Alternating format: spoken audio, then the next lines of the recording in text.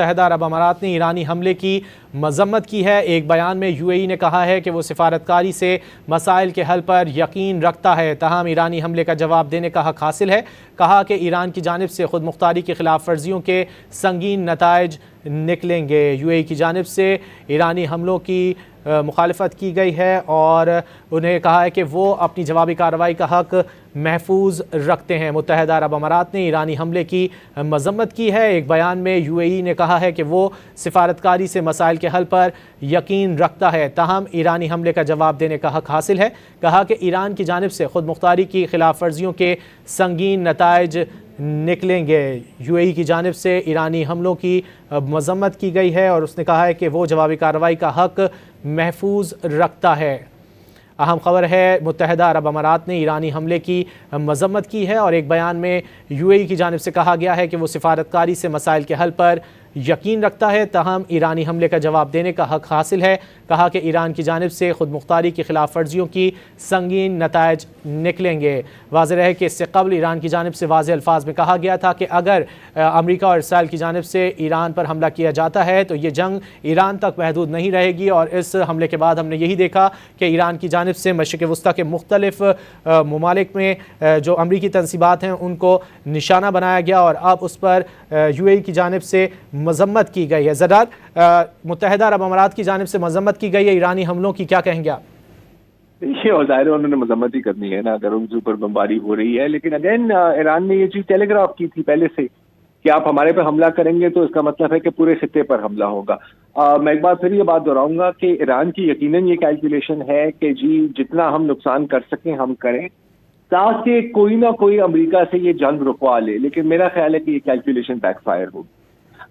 دیکھیں، جہاں تک یو اے ای کی بات ہے تو آپ کو پتا ہے کہ یہ ان خلیجی ممالک میں شامل ہے جن کے باقاعدہ تعلقات ہیں اسرائیل کے ساتھ۔ ابھی کچھ دیر پہلے اسرائیلی وفد کے ساتھ افطاری بھی ہو رہی تھی ان کی، تو اور ایران کے ساتھ ان کے جو تعلقات ہیں میرا خیال ہے کہ وہ بھی آپ ہم سب اچھی طرح سے واقف ہیں کہ ان کے خاص کوئی اچھے تعلقات نہیں رہے ایران کے ساتھ۔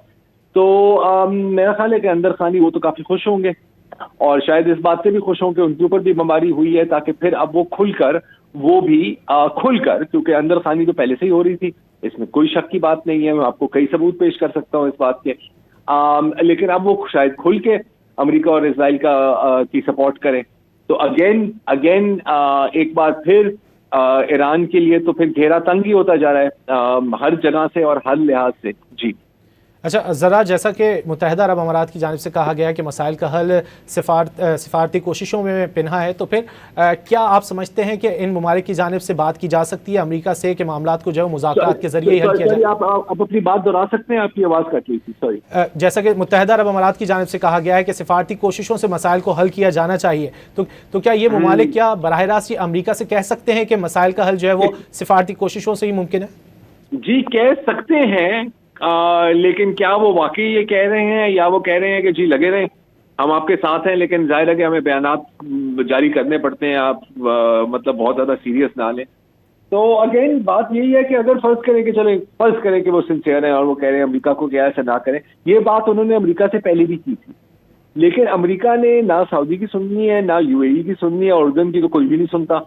انہوں نے اگر کسی کی سننی ہے تو صرف اسرائیل کی سننی ہے، اور اس کی جو وجوہات ہیں، لیکن زرار اگر اس صورتحال کو اپنے ذہن میں رکھا جائے کہ باری سب کی آنی ہے، نہیں دیکھیں وہ ان کا نہیں خیال کہ ان کی باری آئے گی نا۔ جیسے میں نے کہا کہ جیسے فرض کریں اگر ہم صرف یو اے ای کی بات کریں تو وہ تو باقاعدہ اسرائیل کے اتحادی ہے نا جی، اس میں کوئی شک کی بات نہیں۔ تو انہوں نے کیلکولیٹ کیا ہے کہ بہتر ہے کہ چڑھتے ہوئے سورج کو سلام کیا جائے، اور ان کی نظر میں چڑھتا ہوا سورج اسرائیل کا ہی ہے، کم از کم اس خطے میں، رائٹ۔ آپ نے دیکھا ہے کہ اسرائیل شام کی سرزمین پر بھی قابض ہے، لبنان کی سرزمین پر بھی قابض ہے، غزہ میں جو کیا ہے وہ تو ہم سب کی آنکھوں کے سامنے ہوا ہے، اور قطر پر بھی بمباری کی ہے۔ تو یہ ایک میسج بھیجا گیا ہے کہ کوئی آپ کو نہیں بچانے آئے گا، اگر ہم نے آپ پر حملہ کیا کوئی آپ کو نہیں بچانے آئے گا۔ اقوام متحدہ کی قرارداد ایک کاغذ کا ٹکڑا ہے، اور کاغذ کی ڈھال تو پھر کوئی ڈھال نہ ہوئی نا جی۔ میرا خیال ہے کہ کئی ممالک نے یہ کیلکولیشن کی ہے کہ یار کڑوا گھونٹ پی کر اسرائیل کو تسلیم کر لیں کہ آپ ہی اس خطے کے باپ ہیں، آپ ہی اس گلی کے گنڈے ہیں، ہاں آپ اس علاقے کے دادا ہیں اور ہم جو جیسے آپ کریں گے ہم ویسے ہی کام کریں گے. لیکن ظاہر ہے کہ سب ممالک میں ایسی سوچ نہیں ہوگی آخرکار, بیکاز اسرائیل کسی چیز پر رکنے کے لیے تو تیار نہیں ہے.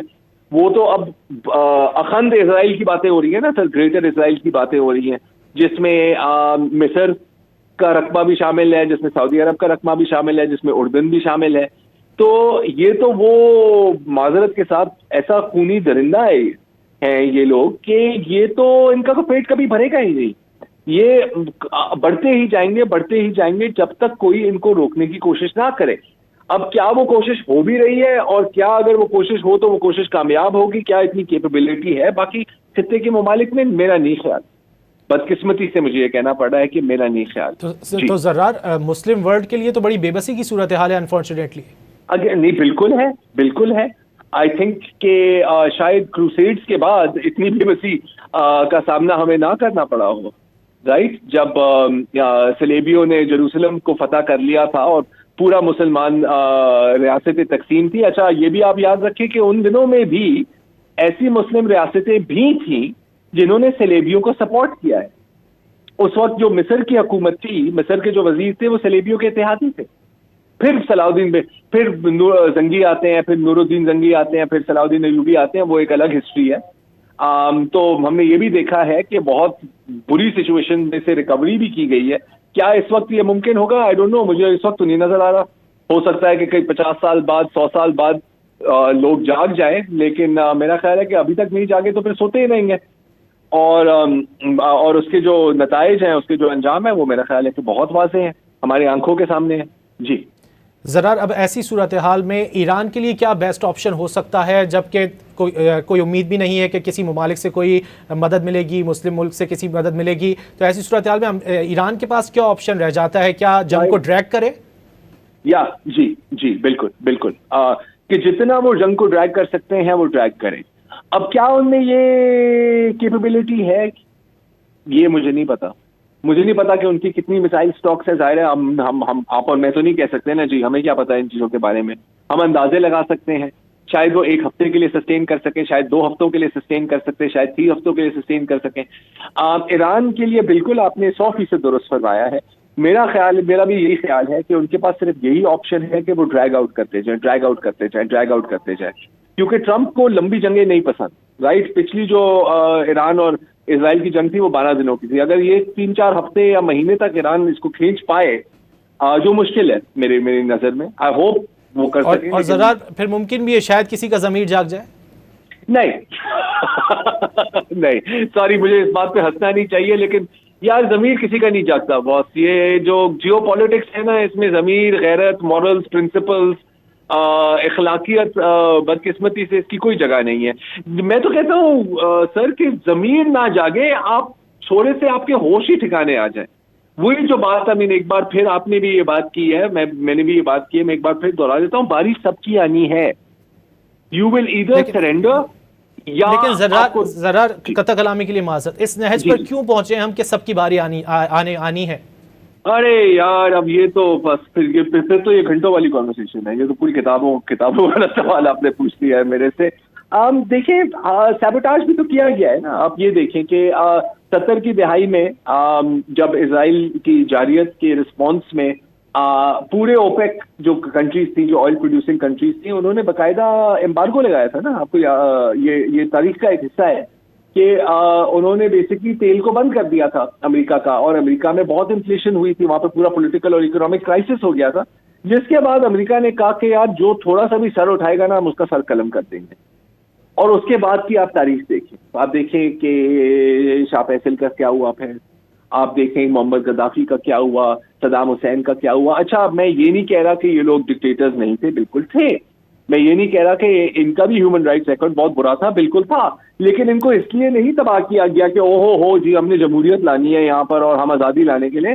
انہوں نے ان کو اس لیے تباہ کیا کیونکہ یہ وہ واحد ممالک تھے جو شاید پوٹینشلی اسرائیل کا سامنا کر سکے. تو ایک ایک کر کے ان کو جو شطرنج کا جو بورڈ ہے ان سے ان خطوں کو ہٹایا گیا ہے تاکہ اسرائیل اور امریکہ کے لیے راہ ہموار ہو. یہ جو سچویشن ہم آج دیکھ رہے ہیں یہ کوئی 1 مہینے یا 2 سال یا 1 دہائی میں تو پیدا نہیں ہوئی. یہ دہائیوں کا منصوبہ ہے جس کا اینڈ ریزلٹ ہم اپنی آنکھوں کے سامنے دیکھ رہے ہیں.